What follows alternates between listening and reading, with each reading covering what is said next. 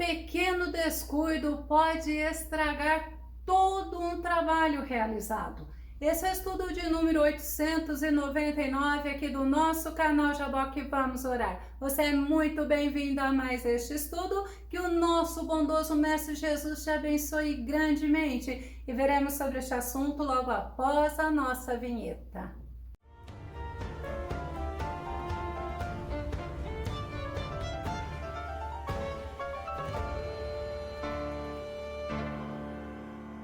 Se não tomarmos cuidado, podemos nos afastar da presença do Senhor por ignorarmos pequenas coisas que brotam dentro de nós, ou conservarmos o que achamos que não tem nada a ver por ser insignificante ao nosso olhar, mesmo sabendo que desagrada ao nosso Deus. Vamos ao nosso tema: o poder de uma mosca morta. O nosso texto base está no livro de Eclesiastes, no capítulo 10, verso 1, a primeira parte, que diz: as moscas mortas fazem com que o óleo do perfumista se corrompa e produza mau cheiro.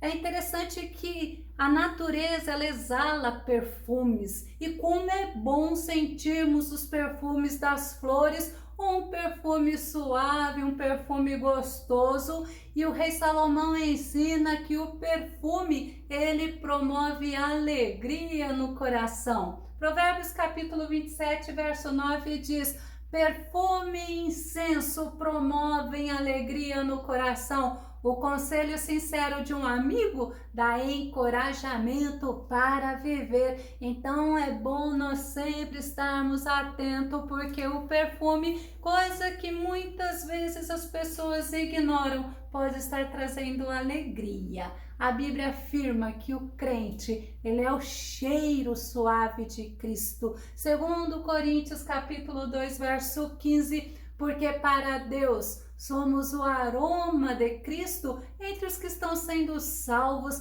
e mesmo para com os que estão perecendo, porque nós refletimos a imagem do Senhor e para Deus nós somos o bom perfume de Cristo. O apóstolo Paulo também ensina por meio do cristão o bom perfume do conhecimento de Cristo é exalado. Segundo Coríntios capítulo 2, verso 14, contudo, graças a Deus que sempre nos conduz vitoriosamente em Cristo e por nosso intermédio exala em toda parte o bom perfume do seu conhecimento. Quantas pessoas que estão sendo atormentadas pelo inimigo e se achando inúteis, se achando sem valor, se achando que não servem para nada, mas olha o que Paulo nos ensina: por nosso intermédio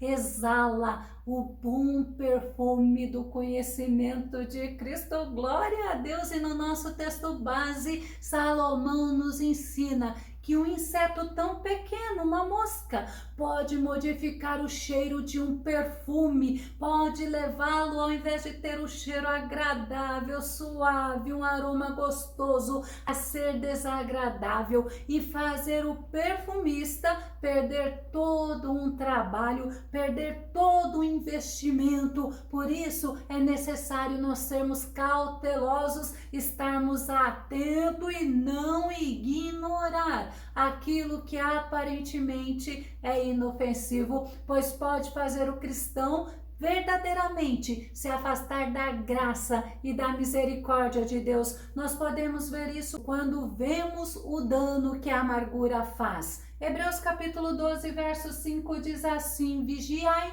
para que ninguém se exclua da graça de Deus, que nenhuma raiz de mágoa venenosa brote e vos cause confusão, contaminando muitos. Nós precisamos estar vigiando, e a Bíblia constantemente nos exorta, nos traz a isso, a refletirmos da necessidade de estarmos vigiando. A Bíblia também nos ensina que não devemos ignorar as pequenas coisas, mas devemos ter cuidado com elas.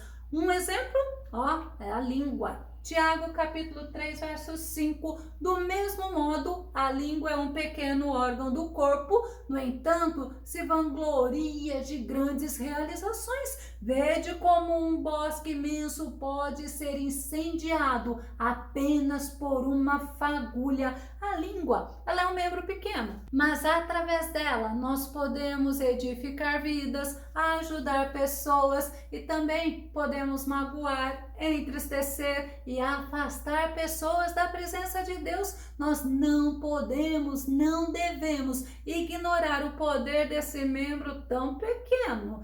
Coisas passageiras também podem levar o ser humano a desprezar a bênção de Deus. Vamos nos lembrar de Esaú. Esaú, ele estava com fome e para satisfazer a sua fome do momento, ele trocou o direito de primogenitura por um prato de lentilha. As bênçãos que somente o filho mais velho recebia, ele trocou por um prato de lentilhas. Gênesis capítulo 25, verso 33 e verso 34, Jacó quis oficializar o ato, jura-me primeiro, portanto. Esaú lhe jurou e vendeu seu direito de primogenitura a Jacó. Então Jacó lhe deu pão e o ensopado de lentilhas. Ele comeu e bebeu até fartar-se, levantou-se e partiu.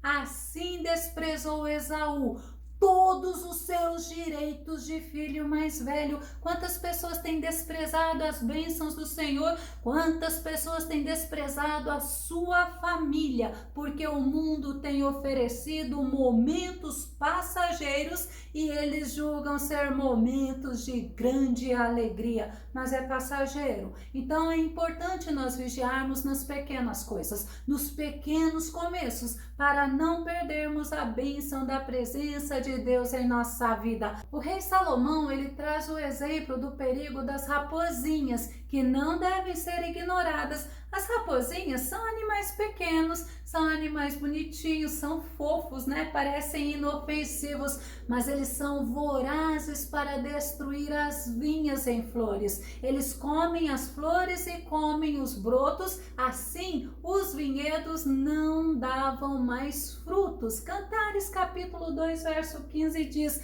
apanhai-me as raposinhas que devastam os vinhedos, porque as nossas vinhas estão em flor.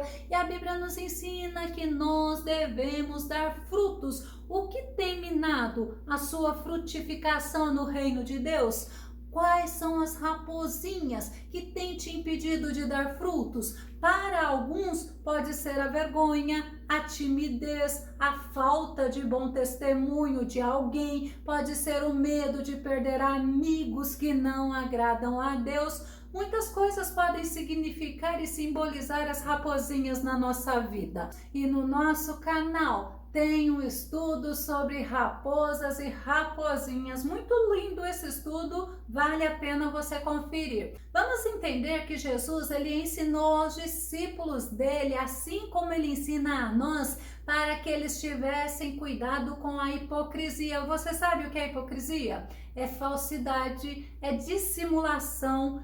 E muitas pessoas dissimulam seus verdadeiros sentimentos e suas verdadeiras intenções. Lucas, no capítulo 12, verso 1, diz assim: enquanto isso, uma multidão de milhares de pessoas aglomerava-se a ponto de pisotearem umas às outras. Olha quantas pessoas tinham. Foi quando Jesus começou a ensinar primeiramente aos discípulos, prevenindo-os: acautelai-vos com o fermento dos fariseus, que é a hipocrisia. É importante nós estarmos sempre alerta, é importante nós sermos cautelosos. Ainda em Mateus capítulo 16, verso 6, Jesus fala, e Jesus lhes falou: estejais alerta e acautelai-vos do fermento dos fariseus e saduceus. Nós vamos andar mais um pouquinho nesse estudo e você vai entender o que Jesus estava querendo dizer. O apóstolo Paulo, ele também ensina que uma coisa pequena pode gerar grandes prejuízos. Gálatas, no capítulo 5, verso 9, diz: sabeis que um pouco de fermento, leveda toda a massa. Paulo, ele estava ensinando aos cristãos da Galácia que um pouco de heresia, junto com o evangelho, poderia trazer um prejuízo grande na vida do cristão. Sabe por quê? Porque o verdadeiro evangelho estaria sendo distorcido, estariam gerando uma falsa doutrina e muitas pessoas estariam sendo levados a viverem no engano.